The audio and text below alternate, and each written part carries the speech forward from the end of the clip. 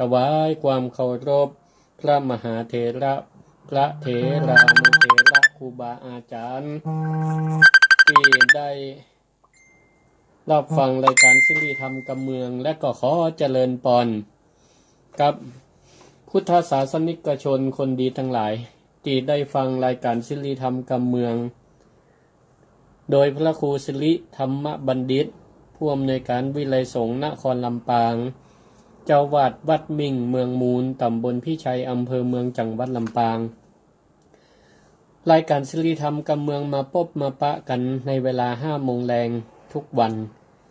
ทางคลื่นสถานีวิทยุเพื่อการศึกษาวิทยาลัยสงฆ์นครลำปาง FM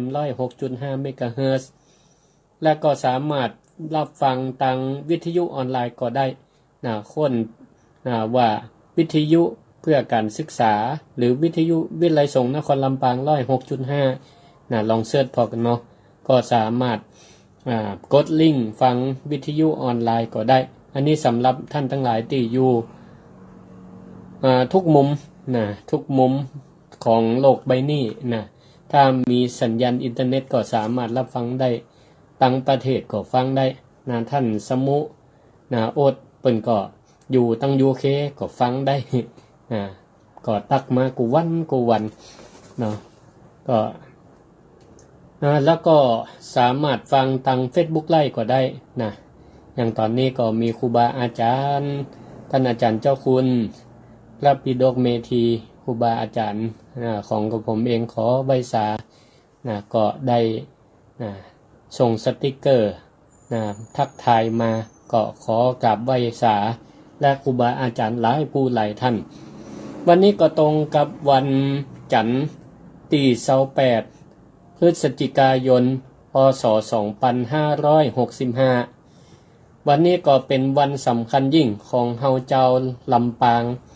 เป็นวันสำคัญจะได้เป็นวันเปิ้นฮ้องว่าครบ110ปีชาตการก็คือครบรอบคล้ายวันเกิดของหลวงพ่อ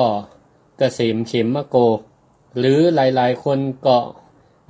ห้องเปิ้นด้วยความเคารพสักการะว่าครูบาเจ้าเกษมเขมโกคนเมืองเฮานี่เปิ้นห้องพระมหาเถระผู้ปฏิบัติดีปฏิบัติชอบผู้เจริญรอยตามหลักธรรมคำสอนขององค์สมเด็จพระพุทธเจ้าปฏิบัติหลักสมถะวิปัสสนากรรมฐานก็เมื่อเป็นตนบุญเป็นผู้ปฏิบัติดีปฏิบัติชอบเปิ้นก็จะห้องว่าครูบาครูบาถ้าทางอีสานนี่พระสงฆ์องค์เจ้าบวชมาเป็นตุเป็นพระเปิ้นก็ห้องแหมยังบอกครูบาแต่ครูบาอันนั้นก็ยังบ่เหมือนกับทางล้านนาเฮานี่เปิ้นจะห้องตนครูบาก็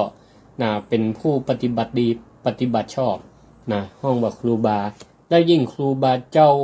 ห้องว่าครูบาเจ้าเกษมเขมโกเพราะว่าเชื่อสายของหลวงพ่อเกษมเขมโกเปิ้นก็เป็นเจ้าเจ้าตระกูลณลำปางชื่อเดิมว่าเจ้าเกษมณลำปางวันนี้ก็เป็นวันครบ110ปีถ้าหลวงพ่อเกษมเขมโกยังมีชีวิตอยู่ครบ110ปีแห่งชาติการของเปิ้นแต่หลวงพ่อเกษมเขมโกได้ละสังขารไปเมื่อวันที่15 มกราคมพุทธศักราช2538ปีก็นับตั้งแต่ก่อนที่หลวงพ่อจะได้ละสังขารลูกศิษย์ลูกหาตัวลำปางและก็ตัวประเทศที่เคารพในข้อวัดปฏิบัติของหลวงพ่อเกษมก็ต่างได้ลำลึกนึกถึงข้อวัดปฏิปทาอันดีงามของหลวงพ่อครบวันที่28 พฤศจิกาของทุกปีก็จะได้จัดงานวันครบรอบคล้ายวันเกิดหลวงพ่อตั้งแต่สมัยหลวงพ่อยังมีชีวิตอยู่ก็ทำอย่างนี้เรื่อยมาจนเปิ้นได้ละสังขารไปคนลำปางก็ยังลำลึกนึกถึงในข้อวัดปฏิปทาอันดีงาม ของหลวงพ่อเกษมเพราะเปิ้นเป็นพระสุปฏิปันโนนะเป็นพระสุปฏิปันโนผู้ปฏิบัติดีปฏิบัติชอบนะคนลำปางถึงแม้ว่าเกิดบัตันหลวงพ่อละอ่อนรุ่นหลังเกิดมาก่อนได้ยินกิตติศัพท์ชื่อเสียงเรียงนามของหลวงพ่อเกษมเพราะว่าคนลำปางนั่นก็ความเคารพศรัทธาและสังขารของหลวงพ่อเองก็ลูกศิษย์ลูกหาตั้งประดิษฐานไว้ยังสุสานไตรลักษณ์ซึ่งเป็นที่อยู่ปฏิบัติธรรมตีจำพรรษาของหลวงพ่อเกษมเขมโกก็อยู่ตั้งแต่ในสมัยเป็นมีชีวิตอยู่และก็ทุกปีก็มีการแห่เครื่องสักการะอย่างตะวาในวันที่27พฤศจิกายนก็ปีนี้ตั้งแต่โควิดระบาดมา2ปีนี้ก็พอซาลงคณะกรรมการโดยการนำของท่านผู้ว่าราชการจังหวัดท่านนายอำเภอเมืองลำปางท่านผู้ว่าชัชวาลชัยบุตรก็ดีแล้วก็ท่านธนรัตน์สายเทพนายอำเภอเมืองลำปางก็ได้จัดงานไหว้สาปารมีธรรมตามหอยพระอริยเจ้าหลวงพ่อเกษมเขมโกขึ้นเป็นประจำทุกปีและก็ทุกปีก็จะได้รับความร่วมมือจากองค์การบริหารส่วนท้องถิ่นและสถานศึกษาในอำเภอเมืองลำปางจัดขบวนแห่สักการะแต่ละตีก็จะจัดเครื่องถวายสักการะปูจาธรรมปูจาบารมีในคุณงามความดีในข้อวัดปฏิปทาของหลวงพ่อเกษมใน1ใน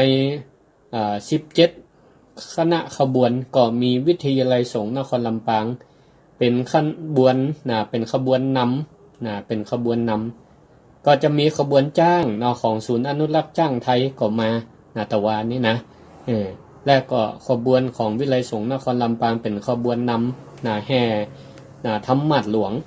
และก็ประดิษฐานรูปเหมือนของหลวงพ่อเกษมเขมโกแล้วก็ติดตามลำตัว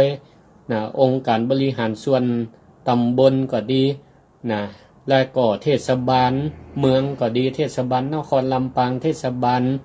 เมืองเขลังเทศบาลเมืองพี่ชัยแล้วก็อบต.ต่างๆตู้ตะวันนี่คนนักคนหลายแล้วก็จังฟ้อนจิตอาสาเป็นกว่าร้อยชีวิตตะวันนี่ก็มาฟ้อนเพื่อสักการะปารมีธรรมของหลวงพ่อเกษมเขมโกก็ถือได้ว่าเป็นวันที่ทุกคนที่เคารพนับถือและศรัทธาในปฏิปทาของหลวงพ่อเกษมตะวันนี่ก็มีความจุ่มอกจุ่มใจปีติปีติที่ถึงวันที่27แล้วก็28วันนี้มาเติงวันนี้ก็มีกิจกรรมที่ตั้งมูลนิธิหลวงพ่อเกษมเขมโกสุสานไตรลักษณ์เปิ้นก็ได้จัดขึ้นก็มีการทำบุญตักบาตรแด่พระสงฆ์องค์เน้นเป็น100กว่ารูปแต่เจ้านี่เต่าอายุของหลวงพ่อเกษมเขมโก110 ปีแล้วก็มีการสวดมนต์ไม่แรงนี่ก็รู้สึกว่ามีการฟังพระธรรมเทศนาตัวเนอสำหรับศรัทธาญาติโยมท่านใดที่สนใจและก็บ้านใกล้เรือนเคียงสุสานไตรลักษณ์สะดวกเดินทางก็ไปร่วมสวดมนต์เพื่อแผ่กุศล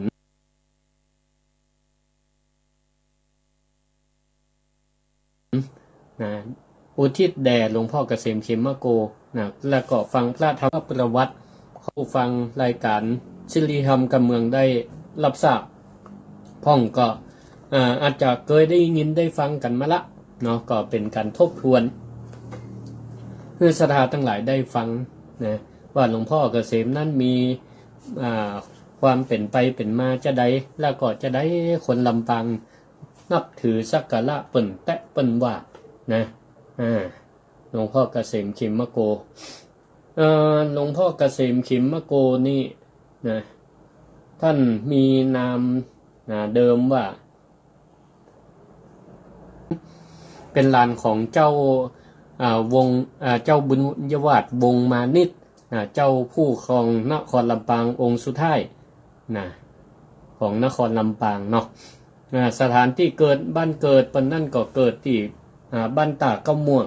หิมแม่น้ำวังอำเภอเมืองจังหวัดลำปางหลวงพ่อเกิดวันที่28พฤศจิกายนพศ2455คำว่าเป็นวันพุธหลวงพ่อเกิดวันพุธเดือนยี่เหนือปีชวดลศลศ131พ่อของเปิ้นมีนามว่าเจ้าหนูน้อยเจ้าหนูลำปางภายหลังก็ได้เปลี่ยนนามสกุลแห่มใหม่ชื่อว่าอันเป็นนามสกุลมณีอรุณส่วนแม่ของเปิ้นนั่นก็เป็นเจ้าเหมือนกันเป็นมีนามว่าเจ้าแม่บัวจ้อนณลำปางอุปสมบทหลวงพ่ออุปสมบทเมื่อ2475ณพัทธสีมาวัดบุญยืนก็มีประวัติความเป็นมาว่าดินแดนล้านนาเฮานี่ในสมัย2,400 กว่านี้ก็มีตนบุญ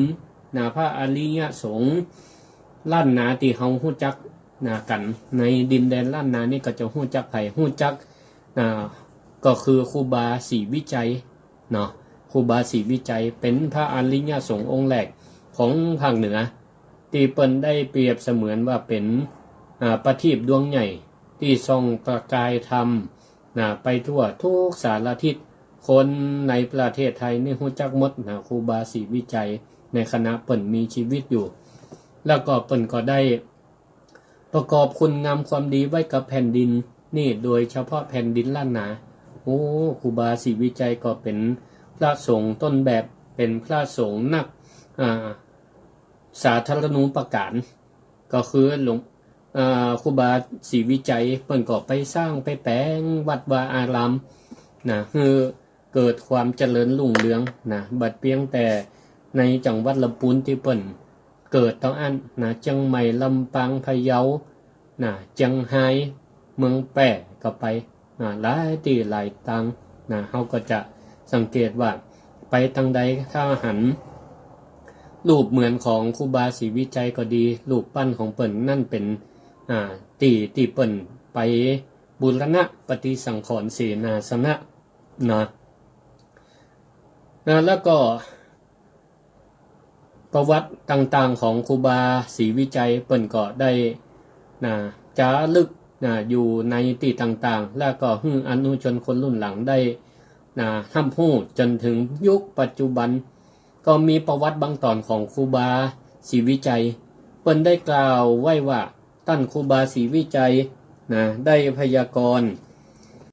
เอาไว้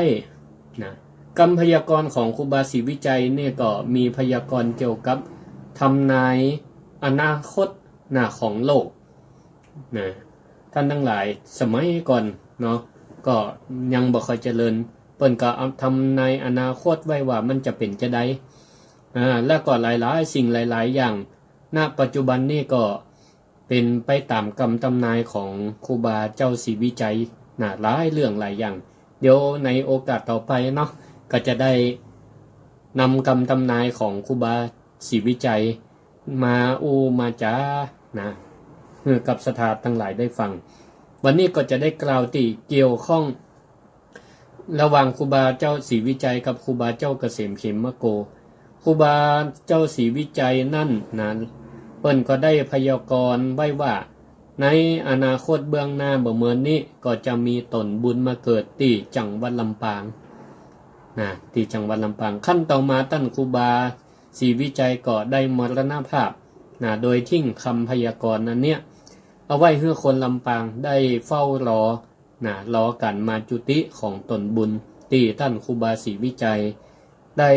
กล่าวพยากรณ์ไว้จนล่วงเลยเวลาหลาย10 ปีก็ยังบ่ปรากฏแต่เจ้าลำปางก็ยังเชื่อในคำพยากรณ์ของ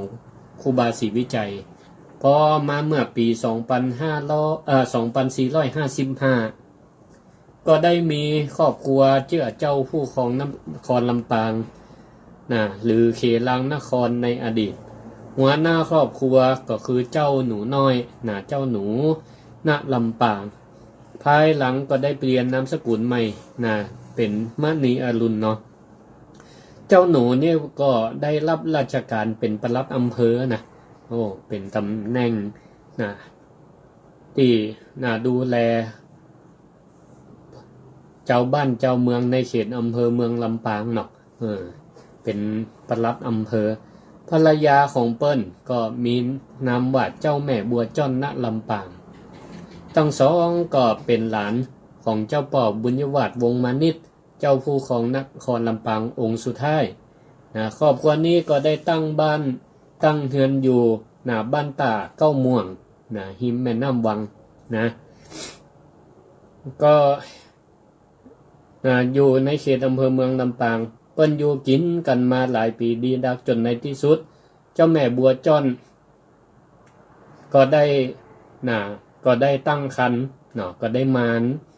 และพอถึงครบกำหนดกำหนดก็ได้คลอดถือกำเนิดเกิดลูกมาเป็นเพศบุรุษในวันที่28ตรงกับวันพุธที่28เดือนพฤศจิกายนตรงกับเดือนยี่เหนือปีชวดปีหนูศรัทธาญาติโยมทั้งหลายก็จะหันว่าเวลาเฮาไปสุสานไตรลักษณ์ก็จะหันสัญลักษณ์หูปหนูติดอยู่ที่ด้านหน้ามณฑปหลวงพ่อเกษมตีบนจั่วหั่นก็เป็นสัญลักษณ์ปีเกิดปีเปิ่งของหลวงพ่อเกษมเขมโกเปิ้นก็ได้ถือเจ้าแม่บัวจ้อนได้ถือกำเนิดทารกเพศชายมีซึ่งก็เป็นลูกคนแรกลูกเก้าของครอบครัวในคณะนั้นก็บ่มีไผฮู้เลยว่าตนบุญที่ครูบาศรีวิจัยได้พยากรณ์ไว้นั้นได้มาถือกำเนิดเกิดขึ้นแล้วพ่อและแม่ก็ได้ตั้งชื่อทารกน้อยคนนั้นว่าเกษมเด็กชายเกษมณลำปางเพราะว่าเด็กชายเกษมณลำปางนั้นได้เกิดในเจื้อสายของเจ้าตั้งเหนือจึงได้รับการยกย่องจากคนทั่วไปเปิ่นก็ห้องว่าเจ้าแต่ก่อนนี้คนลำปางถ้าไผเกิดตระกูลณลำปางเปิ่นก็ห้องว่าเจ้าอย่างปัจจุบันนี่ก็ยังมีหลงเหลืออยู่อย่างเช่นเจ้าป้ากัญจนาณลำปางเจ้าแม่บุภาอิทธิมณฑลอย่างนี้เป็นต้นก็หลังจากที่ได้คลอดลูกมาแล้วบ่ถึงบักกี่ปีเจ้าแม่บัวจ้อนก็ได้ถือกำเนิดเกิดละอ่อนน้อยมาแห่มคนหนึ่งเป็นเพศแม่หญิงเป็นได้เกิดลูกแม่หญิงมาแห่มคนหนึ่งก็มีศักดิ์เป็นน้องสาวของเจ้าเกษมแต่ว่าเจ้าแม่น้อยคนนี้หมายถึงน้องสาวของหลวงพ่อเกษมเขมโกเนี่ยเปิ้นก็เกิดมาได้บอกกี่ปีเป็นละก็ได้เสียชีวิตลงได้เสียชีวิตลงในคณะยังเป็นละอ่อนน้อยอยู่ก็จึงบ่มีโอกาสได้ฮู้ว่าอ้ายเบาของเปิ้นนั่นก็คือตนบุญที่เจ้าลำปางได้รอกันมาเป็น10 ปีเมื่อวัยละอ่อนนี้เจ้าเกษมณลำปางก็เป็นคนมีลักษณะตัวน้อยบอบบางก็เขาจะหันลักษณะของหลวงพ่อเกษมตั้งแต่เปิ้นยังตัวน้อยแล้วก็ได้ชราภาพลงอย่างต่างๆแนวเปิ้นก็ตัวน้อยหลวงพ่อเปิ้นเป็นคนตัวน้อยบอบบางผิวขาวแต่ภายในเป็นคนมีจิตใจเข้มแข็งคล่องแคล่วท่านทั้งหลายเวลาไปตีสุสานไตรลักษณ์ไปพอภาพเก่าๆในกุฏิที่อาศัยของหลวงพ่อเปิ้นที่เปิ้นได้จำพรรษาปฏิบัติธรรมอยู่ที่กุฏิใกล้สุสานไตรลักษณ์ ก็จะหันบังภาพที่เปิ้นเดินปาศรัทธาญาติโยมทั้งหลายเดินไปตำตาตำตังพระหลวงพ่อนี่มีเอกลักษณ์อยู่อย่างหนึ่งหลวงพ่อนี่เป็นคนให้ความเคารพต่ออักษรตัวหนังสือหนังหานี่นะหลวงพ่อจะให้ความเคารพตัวอักษรทุกตัวแม้แต่หนังสือข้อความอย่างกระดาษกระดาษหนังสือพิมพ์กระดาษอย่างตีคนเขียนแล้วก็บางเตี่ยก็บัดได้ใจหรืออ่านหนังสือพิมพ์อ่านแล้วก็เอาขว้างหรือว่าลมปัดลมปิวตกต่ำตาต่ำตังต่ำปื้นหลวงพ่อไปปะนิ่มไปได้หลวงพ่อจะเก็บมาเก็บมาแล้วเอาไว้ตีสูงไว้ตีเหมาะสมเพราะเป็นว่าอักษรนี้เป็นของสูงเฮามีสติมีปัญญาก็เพราะตัวอักษรเพราะฉะนั้นจะไปฮื้ออยู่ตีต่ำนี่ศรัทธาญาติโยมทั้งหลายคนแต่ก่อนนี่เป็นถึงเข่งครัดในเรื่องฮื้อความเคารพต่อหนังสือหนังหาหย่ำข้ามกับบ่ได้นะหย่ำข้ามกับบ่ได้โต๊ะเฮียนบ่ได้กับฮื้อหนังนะสมัยก่อนนี่เปิ้นก็มีกุศโลบายนะนั่งโต๊ะเฮียนบ่ได้นะก้นเป็นตุ้มหรือว่าอันชอบโต๊ะเราอ่อนก็จะกลัวอย่างนี้เป็นต้นนะหลวงพ่อประกอบแล้วก็เป็นคนมีสติปัญญาเฉลียวฉลาดเป็นละอ่อนที่ก็สุขสนตามภาษาตามภาษาของความเป็นละอ่อนก็มีอยู่ครั้งหนึ่งหลวงพ่อประกอบด้วยความเป็นละเด็กละอ่อนที่สุขสนขึ้นเก้าหม่อมั่นเก้าหม่อมั่นลำปางบักเก้าหม่อมั่นคนไทยห้องบักเก้าฝรั่งคนเชียงใหม่ห้องบักเก้าบักกล้วยบักกล้วยกาก็ตกแล้วก็ที่นี่ก็หัวไปโดนไปโดนวัตถุก็หัวแตกเป็นแผลเป็นเต้าปัจจุบันหลวงพ่อเป็นคนมีสติปัญญาเฉลียวฉลาดนะเป็นคนใฝ่รู้ใฝ่เรียนเป็นคนใฝ่รู้ใฝ่เรียนสมัยนั่นก็ทางบ้านเพิ่นก็ได้ส่งไปเรียนในระดับชั้นประถมที่โรงเรียนบุญทวงศ์อนุกูลคนปัจจุบันนี่ก็จะบอกเคยรู้จักละอ่อนบอกเคยรู้จักกับบุญทวงศ์อนุกูลก็คือโรงเรียนเทศบาล3โรงเรียนเทศบาล3ในปัจจุบันนี่ตีข้างวัดบุญยืนข้างวัดบุญยวาสก็เป็นโรงเรียนประจำอำเภอเมืองลำปางสมัยนั้นนะแล้วก็สมัยนั้นชั้นสูงสุดก็มีถึงแค่ประถม5ถึงแค่ประถม5เฮานี่เกิดมารุ่นนี่จกดีท่านอาจารย์พระมหาธนวุฒิเฮามีโอกาสได้เรียนประถมมัธยมอุดมศึกษาแต่สมัยแต่ก่อนนี่การศึกษานี่สูงสุดนี่ประถม5แต่เจ้าเกษมณลำปางเปิดก็ได้ศึกษาจนจบจนจบประถม5ในปี2466คณะนั้นก็อายุได้11ปีพอจบจากโรงเรียนก็บ่ได้เรียนอย่างละอยู่บ้านได้2ปีอายุ13ปีพอดีว่าเจ้าวาดวัดประดัวในสมัยนั้นเปิ้นก็ได้มรณภาพลงแล้วก็ได้กำหนดประชุมเพลิงเจ้าวาดวัดประดัวในสมัยนั้นเจ้าเกษมลำปางเปิดกันเลยได้เข้ามาบวชเป็นห้องว่าบวชหน้าไฟบวชหน้าไฟก็ได้บวชเป็นสามเณรครั้งแรกบวชอุทิศถวายให้เจ้าอาวาสวัดป่าดัวก็บวชได้แค่7 วันพอสิ้น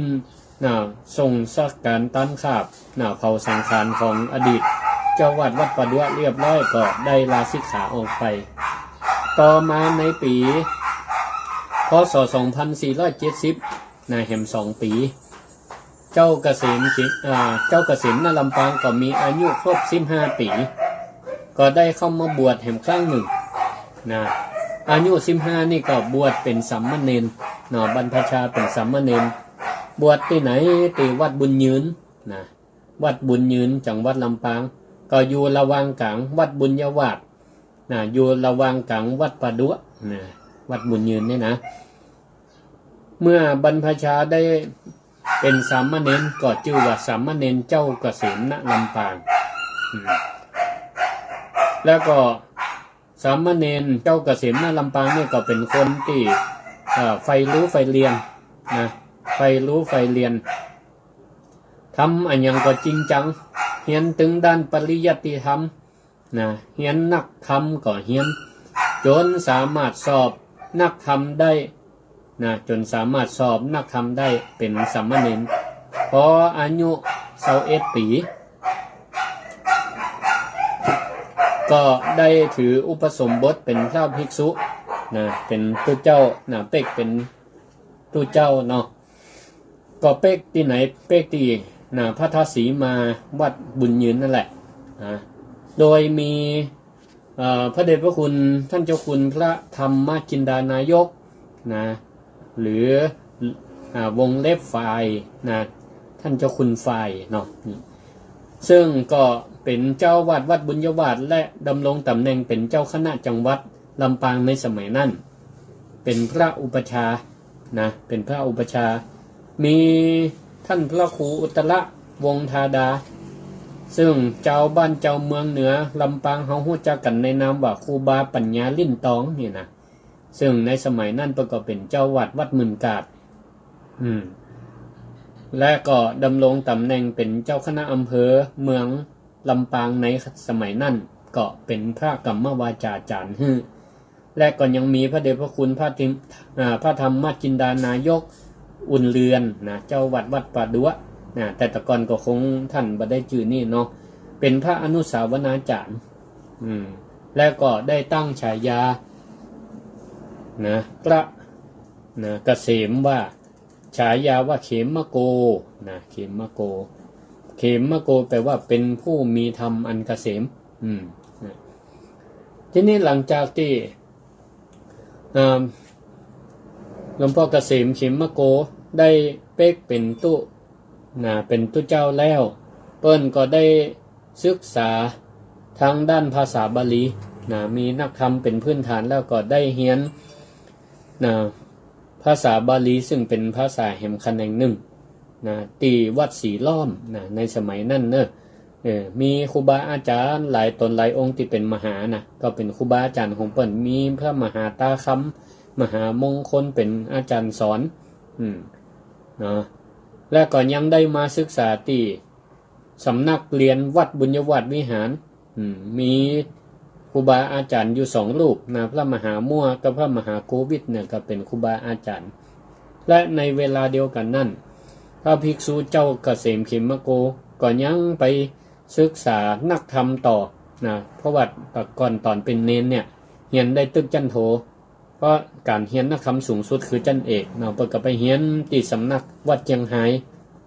โดยมีพระเดชพระคุณท่านเจ้าคุณพระเทพวิสุทธิโสพล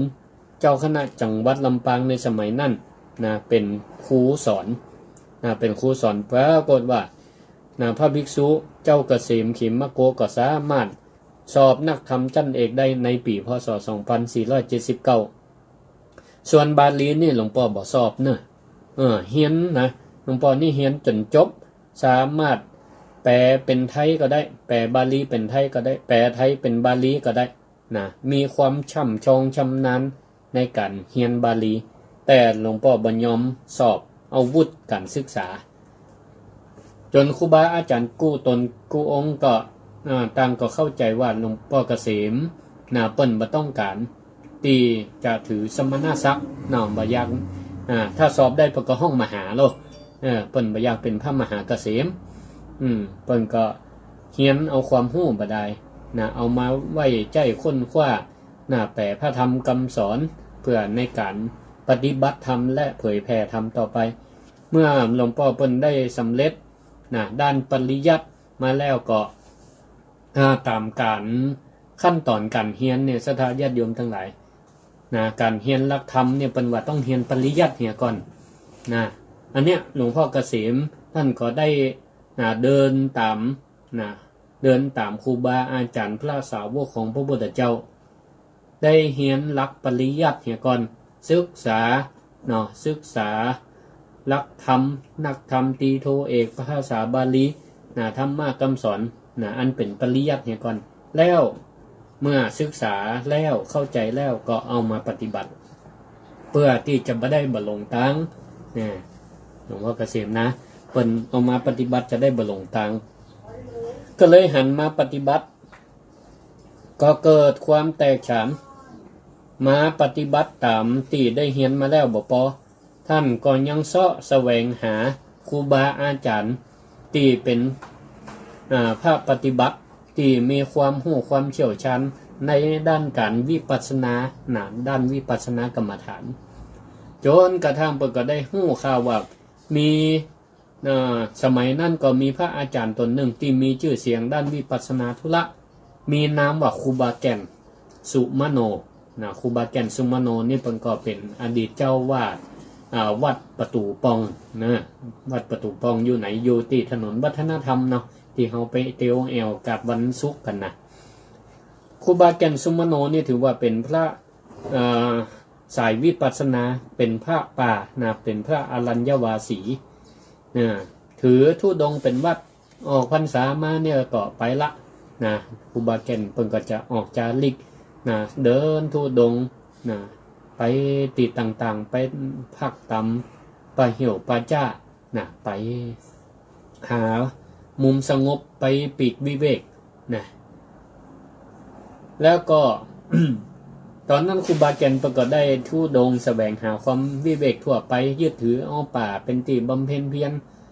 นอกจากจะมีชื่อเสียงในด้านวิปัสสนาแล้วท่านก็ยังเก่งในเรื่องการมีความรู้ในด้านพระธรรมวินัยจนแตกฉานทีนี้ก็พระภิกษุเจ้าเกษมขิมโกเกิดความศรัทธาในความรู้ความเชี่ยวชาญในพระธรรมวินัยและก็เกิดศรัทธาในข้อปฏิบัติวิปัสสนากรรมฐานของครูบาแก่นสุมโนก็เลยไปขอฝากตัวเป็นลูกศิษย์ลูกหาเพื่อให้ครูบาเปิ่นได้สอนได้แนะนำในด้านวิปัสสนากรรมฐานครูบาเปิ่นก็หันว่าพระภิกษุเจ้าเกษมขิมโกมีความตั้งอกตั้งใจอย่างจริงจังก็เลยรับเป็นศิษย์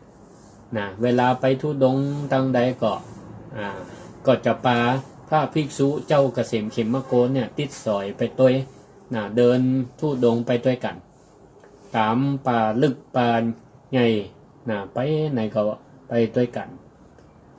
ก็จึงถือได้ว่าครูบาแก่นสุมโนหลุมนี่ก็เป็นครูบาอาจารย์ตังวิปัสสนากรรมฐานรูปแรกของหลวงพ่อเกษมขิมโกดังนั้นหลวงพ่อเกษมขิมโกก็ได้เริ่มก้าวสู่การสัมผัสชีวิตของการเป็นพระฝ่ายอรัญญวาสีหรือว่าพระป่าและก็ด้วยประกอบกับว่าจิตของพระภิกษุเกษมขิมโกเปิ่นได้โน้มเอียงไปทางสายวิปัสสนากรรมฐานแล้วก็บ่ใจเป็นเรื่องลำบากสำหรับการเดินไปธุดงค์ของหลวงพ่อเกษมเพราะเปิ่นก็มีใจฝักใฝ่ในการปลีกวิเวกแล้วก็ปฏิบัติธรรมอยู่แล้วหลวงพ่อก็ทำอย่างนี้เรื่อยๆในช่วงออกพรรษาก็ไปเดินธุดงค์แล้วพอ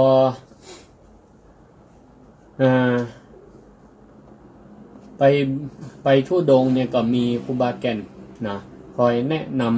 ำการปฏิบัติในระหว่างท่องธุดงค์แสวงหาความวิเวกในที่สงัดตามป่าตามเขาตามป่าจ้าต่างๆการฉันอาหารในบาตรพระเปิ่นไปปฏิบัติธรรมในป่าในเขาอย่างถือธุดงค์เนี่ยเปิ่นก็ฉันกันในบาตรเรียกเปิ่นห้องว่าฉันเอกาซึ่งข้อเหตุปฏิบัติธรรมอันนี้เนี่ยการฉันในบาตรของหลวงพ่อเกษมก็ยืดปฏิบัติมาจนทั้งท่านได้ละสังขารและก็หลวงพ่อเปิ่นจะใน1 วันเนี่ยท่านจะตั้งปณิธานว่าจะฉันเอกาก็คือฉันมื้อเดียวมื้อเดียว จะฉันฮัดเปิ้นห้องว่าฉันอาสนะเดียวถ้าเปิ้นได้ฉันนั่งฉันก็ถ้าลุกขึ้นแล้วก็ถือว่าในวันนั้นก็จะบ่ฉันแฮมละแล้วก็บ่ฉันร่วมอาสนะกับพระสงฆ์อื่นแล้วก็กิจวัตรประจำวันของหลวงพ่อเกษมในเวลาบ่ายหลวงพ่อก็จะมันเดินจงกรมพ่องปฏิบัติธรรมเพ่งกสินพ่องนั่งกลางแดดกลางฝนพ่องหลวงพ่อประกอบมีความวิริยะปารมีบำเพ็ญเพียรทดสอบการปฏิบัติธรรมของเปิ้นแล้วก็เพื่อเป็นการเปลี่ยนอิริยาบถนั่งพ่องเดินกำหนดพ่องจนกระทั่งถึงเวลาแมลงเมื่อปฏิบัติทำเดินจงกรมนั่งสมาธิแล้วก็จะมานั่งภาวนาต่อจนถึงปูน5 ทุ่มเสร็จจากการบำเพ็ญภาวนาหลวงพ่อก็จะสวดมนต์ทำวัดแรงในเวลาตอนดึกก่อนจะจำวัดหลวงพ่อก็บ่ได้นอนเหมือนคนทั่วไปอันนี้เป็นอัตลักษณ์ของหลวงพ่อบ่ได้นอนหงายเหมือนคนทั่วไปหลวงพ่อนี่จะนอนหมอบนอนหมอบเขาก็จะหันหุ้มไทยหลวงพ่อจะนอนคู่นอนหมอบและท่านก็จะทำเป็นกิจวัตรแหมยังก็คือการกวดน้ำหยาดน้ำอุทิศส่วนกุศลแผ่เมตตาไปหาสรรพสัตว์ทั้งหลายแก่สรรพสัตว์ทั้งหลายแล้วก็หลวงพ่อเพิ่นก็จำมันอุทิศส่วนกุศลไปหาเจ้าแม่สุชาดาแล้วก็ไปแปลงรูปเหมือนของเจ้าแม่สุชาดาตีวังหญ้าเท่าพุ่นเนาะแล้วหลวงพ่อก็ชอบไปปฏิบัติธรรมนั่งสมาธิที่บริเวณนั้นซึ่งก็เป็นบริเวณที่อย่างนั้นในสมัยนั้นเป็นที่ประหารชีวิตของเจ้าแม่สุชาดาหลวงพ่อก็จะไปแต่งตูปน้อยไปแต่งตูปน้อยกุฏิปฏิบัติธรรมหั่นแผ่อุทิศส่วนกุศลเมื่อเจ้าแม่สุชาดาเป็นประจำแล้วก็ช่วงมาจนถึงช่วงเข้าพรรษาก็เป็นธรรมเนียมปฏิบัติของพระสงฆ์ของตู้เจ้าพระสงฆ์เพิ่นจะต้องยุติการท่องธุดงค์ชั่วคราวและก็จะต้องอยู่กับที่บ่ไปที่ไหนบ่ว่าจะอยู่ในวัดวาอารามอยู่ในสำนักปฏิบัติธรรมอยู่ที่พักสงฆ์อยู่ป่าจ้าก็ตามโดยกำหนดเอาเขตตามที่พระพุทธบัญญัติเปิ้นได้กล่าวไว้ทั้งนี้ก็บ่ฮื้อไปทางใดดังนั้นก็หลวงพ่อเกษมขิมมะโกก็ต้องแยกทางกับครูบาแก่นซึ่งเป็นครูบาอาจารย์ของเปิ้นก็ได้มาจำพรรษาอยู่ที่วัดบุญยืนตามเดิมก็เป็นวัดที่เปิ้นได้บรรพชาอุปสมบทหลวงพ่อเกษมก็พอออกพรรษาครบออกพรรษาเปิ้นก็จะไปตัวหาอาจารย์ครูบาแก่นและก็ไปถือธุดงค์ต่อท่านก็จะทำอย่างนี้เรื่อยมาเป็นประจำอยู่มาก็ท่านเจ้าอธิการเขมยซึ่งในสมัยนั้นก็เป็นอดีตเจ้าวาดวัดบุญยืนก็น่าจะเป็นเจ้าคณะตำบลได้ถึงแก่มรณภาพลงก็ทำให้ตำแหน่งเจ้าวาดนี่ได้ว่างลงทางคณะสงฆ์คณะศรัทธาก็เลยพิจารณาหันว่าผู้เจ้าที่มีคุณสมบัติที่จะมาสามารถปกครองดูแลวัดบุญยืนสืบไปก็น่าจะบ่มีไผนอกไปจากพระภิกษุเกษมพระภิกษุเจ้าเกษมขิมมะโกถือว่าท่านในคณะนั้นเป็นผู้มีคุณสมบัติเหมาะสมและก็เป็นที่ยอมรับเคารพนับถือของศรัทธาวัดบุญยืนก็เลยได้ตั้งเจ้าคณะผู้ปกครองได้แต่งตั้งหลวงพ่อเกษมขิมมะโกเป็นเจ้าวาดบุญยืนตั้งแต่บัดนั้นเป็นต้นมาหลวงพ่อเพิ่นก็บ่ยินดียินให้แต่ว่าท่านก็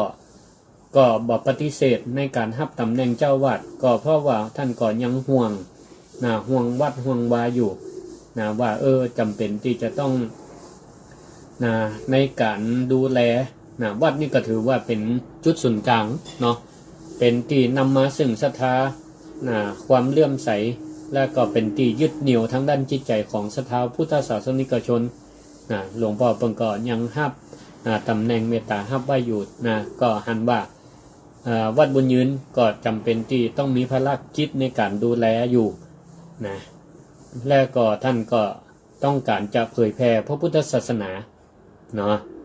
ก็ได้ปฏิบัติทำหน้าที่เพิ่มขึ้นมาก็คือเป็นเจ้า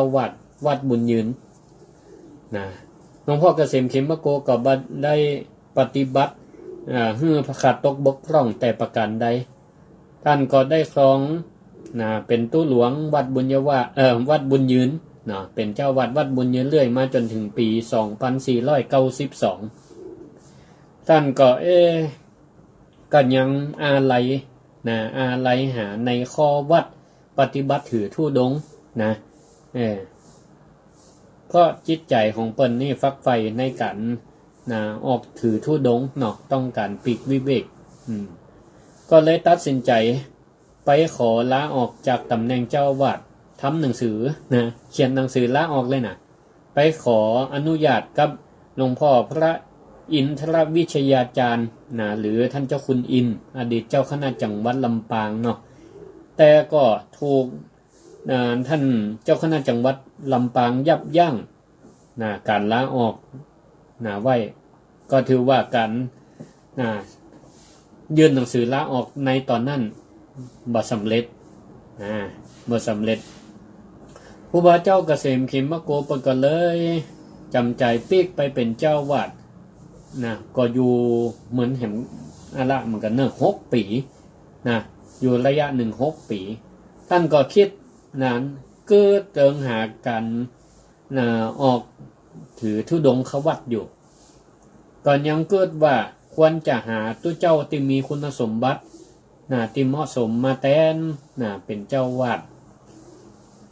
พ่อเปิ้นก็อยากจะออกธุดงค์ดังนั้นก็จึงตัดสินใจสละตำแหน่งเจ้าวาดแห่งครั้งหนึ่งโดยก็ไปยื่นใบลากับคณะสงฆ์ในเขตปกครองก็บ่เป็นผลสำเร็จแฮมหลวงพ่อก็มีความภาคเพียรในการลาตำแหน่งเจ้าวาดจึงเดินทางไปลาออกกับเจ้าคณะจังหวัดไปขอกับเจ้าคณะตำบลอำเภอบ่สำเร็จก็เลยไปหาหลวงพ่อเจ้าคณะจังหวัดคณะนั้นหลวงพ่อเจ้าคณะจังหวัดอยู่วัดเจียงไฮ้เนาะเปิ้นก็บ่อนุญาตแฮมก็กลายเป็นว่าการลาออกจากตำแหน่งเจ้าวาดของหลวงพ่อเกษมเขมโกก็รู้สึกว่าจะมีอุปสรรคมีอุปสรรคอยู่ไปขอไผกับอนุญาตก็เป็นปกติเนาะพระเปิ้นปฏิบัติดีปฏิบัติชอบบ่ได้มีข้อขัดตกบกพร่องในการปกครองวัดวาอารามแต่อย่างใดพัฒนาวัดพัฒนาจิตพัฒนาใจศรัทธาญาติโยมศรัทธาประกอบฮักเคารพนับถือศรัทธาในหลวงพ่อต่างก็บ่อย่างให้หลวงพ่อลาออกที่นี่ก็มาปี 2492 ก่อนจะเข้าพรรษาศรัทธาญาติโยมทั้งหลายวัน6เนี่ยจะเป็นวันอาสาฬหบูชาเนาะศรัทธาประกอบจะคนเมืองคนลำปางเขาก็จะวันนี้วันดาเนาะดาห่อข้าวต้มข้าวนมดากับข้าวกับป่าพอโต๊ะมาเจ้าตี 5ก็ป้ากันเอาขันสำหรับกับข้าวไปตานขันเข้ากันละขนาดว่าไปจัดเจ้าปรากฏว่าไปแล้วหม่อมหมีซ้อหาหลวงพ่อเจ้าวาดจะมาปั่นป้อนตานขันเข้าวันเข้าพรรษาหาหลวงพ่อก็ได้ปกติหลวงพ่อลูกจัดเจ้าอันนี้มาตี 5หลวงพ่อกันยังบอกออกจากกุฏิเด้อก็จนผิดปกติต่อยประตูอันยังก็แล้วเป็นว่าประตูบ่ได้ล็อกทีนี้ก็ซ้อหาซ้อหาก็บอกมาปะกระดาษ2 หน้ากระดาษเป็นจดหมายเขียนลาศรัทธาเขียนลาศรัทธาเจ้าบ้านเอาไว้เขียนยาวไว้ประมาณ2 หน้ากระดาษ ข้อความบางตอนมีอยู่ว่าหลวงพ่อเพิ่นได้กล่าวไว้ในจดหมายว่าทุกอย่างเฮาสอนดีแล้วอย่าได้คิดไปตัวหาเฮาเพราะว่าเฮาสละแล้วจากการเป็นเจ้าอาวาสเปรียบเหมือนหัวหน้าครอบครัวตำแหน่งเจ้าวาดเปรียบเหมือนหัวหน้าครอบครัวต้องรับผิดชอบในภาระหน้าที่หลายๆด้านหลายๆอย่างซึ่งบ่เหมาะสมกับเฮาต้องการความวิเวกและก็จะบ่ขอกลับมาแหมที่นี่ก็ได้เขียนจดหมายลาเจอีทแล้วก็สั่งการเอาไว้ว่าบ่ต้องไปตัวหาเพิ่นเน้อนี่นะศรัทธาก็ต่างก็วิตกกังวลเนาะเป็นห่วงเป็นหาบัดละความพยายามป้ากันแยกย้ายกันไปตัวหาหลวงพ่อไปตัวหาหลวงพ่อว่าหลวงพ่อไปที่ไหนก็ไปตัวกันไปตัวหารวมกันได้4 ถึง 50 คนเดินไปตัวหาหลวงพ่อเกษมก็ปากฏว่าไปปะเปิ่นอยู่ปุ้นศาลาวังทานหลวงพ่อก็ได้อยู่ยั่งปฏิบัติธรรมที่หั่นศรัทธาตั้งหลายก็ไปอ้อนวอนขอหลวงพ่อปิกวัดปิกวาบุญยืนเตอะปิกวัดบุญยืนเตอะพ่องก็ให้ให้ว่าขอเตอะขอหลวงพ่อเตอะไปเป็นรับใช้ไปเป็นที่เปิ่งของศรัทธาพุทธศาสนิกชนเตอะก็ศรัทธาก็ธรรมดาเนาะปก็อาจจะคิดว่าศรัทธาเนี่ยอย่างบกพร่องก็เนี่ยอย่างหลวงพ่อเปิ่นบ่ถูกอกถูกใจก็เนาะถึงนี้มาแต่หลวงพ่อเปิ่นก็บ่ได้อันนี้เนาะเปิ่นบ่ได้พิษข้องหมองใจอย่างซักอย่างเปิ่นก็บอกเจตนาอันแรงกล้างเปิ่นว่าเปิ่นต้องการปีกวิเวกการเป็นเจ้าวาดบ่เหมาะสำหรับเปิ่นใต้ที่สุดหลวงพ่อก็บ่ตอบบ่อู้หยังละเพราะกำตึกอยู่ในจดหมายแล้วเนาะหลวงพ่อก็นั่งสมาธิไปนิ่งไปบ่อู้บ่ตอบจนเจ้าบ้านต้องก้านยอมก้านปรากฏว่าในพรรษานั้นหลวงพ่อก็อยู่จำพรรษาที่ศาลาวังทานแห่งนั้นก็บอกยอมกับวัดบุญยืนทีนี้สถานนี่ก็ใจไม่ตายนี่ ใจเทคนิคใจไม่ตายเจ้าแม่บัวจ้อนซึ่งเป็นแม่ของหลวงพ่อเพิ่นก็ยังอยู่ณตอนนั้นเนาะแล้วก็เจ้าแม่บัวจ้อนเพิ่นก็ฮักและห่วงลูกของเพิ่นเนาะถึงแม้ว่าเจ้าเข้ามาบวชแล้วก็ตามเพราะมีลูกปัจจัยคนเดียวเจ้าบ้านก็เลยคิดว่าควรจะไปขอเจ้าแม่บัวจ้อนเนี่ยมาขอร้องให้หลวงพ่อปิกวัดปิกวาก็เลยปากันปาเจ้าแม่บัวจ้อนพร้อมกับสามเณรประเวทณลำปางเจ้าประเวทณลำปางในสมัยนั้นเป็นเน้นมาพบหลวงพ่อเกษมคิมมะโกตีศาลาวังทานเนาะมาขอแต่หลวงพ่อก็ปฏิเสธเสียงแข็งก็บ่จะได้ก็บัดนี้เปิ้นอู้กับแม่เปิ้นว่าจะได้แม่เฮาบ่เอาแล้วเฮาบ่เหมาะสมกับวัดเฮาชอบความวิเวกเฮาขออยู่อย่างวิเวกต่อไปเฮาจะไปอยู่ติไปเหี่ยวแม่อ่างพุ่นเนาะจนทำให้เจ้าแม่บัวจ้อนซึ่งเป็นมารดาของเปิ้นก็หมดปัญญาที่จะยื้อร่างขอให้หลวงพ่อปิกวัดมุนยืนก็บ่ฮู้จะขอจะได้ละก็ต้องตัวแล้วตามเลยตัวใจหลวงพ่อในวันลงขึ้นหลวงพ่อก็หันเท้าบ่เป็นไรละออกพรรษาละศาลาวังทานนี่บ่สงบเดียวกับคนนั่นมาคนนี่มาเนาะมาขอให้หลวงพ่อปิกวัดเพิ่นก็เลยเดินทางด้วยเท่าเปล่าของเปิ้นไปปุ้นแม่อ่างปัจจุบันก็อยู่ตำบลอย่างก็บุญ